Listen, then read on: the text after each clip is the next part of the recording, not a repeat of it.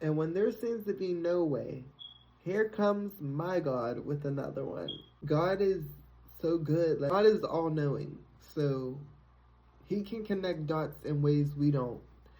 And this is why you have to put your trust in God when, especially when you cannot see ahead of you.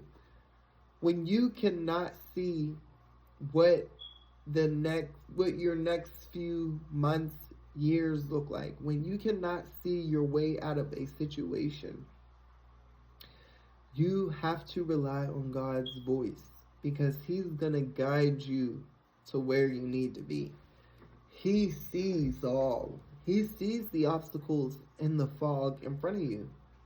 So you have to listen to his voice because he's going to guide you around that. He's going to guide you through that. He's going to make a way because he sees all the ways.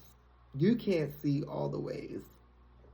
And so I feel like sometimes, you know, God will put us in a situation where we can't see the outcome. So that way it forces us to trust and rely on him.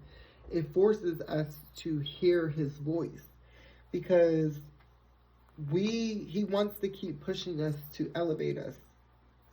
And he knows that there's going to be times in our lives where the devil is busy, where the opposition is working overtime to trick us out of our spot, to attack us.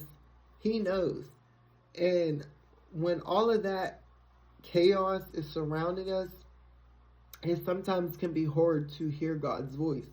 But as you develop these techniques to learn how to trust God and hear God's voice in any situation, you will hear his voice loud and clear. Even in the most chaotic thing that you're experiencing, you will hear his voice loud and clear. Even when all of that noise and clutter is screaming so loudly in front of you to distract you and throw you off, you will still hear his voice. So I believe that he puts us in certain circumstances where we can't see the outcome, so it forces us to listen.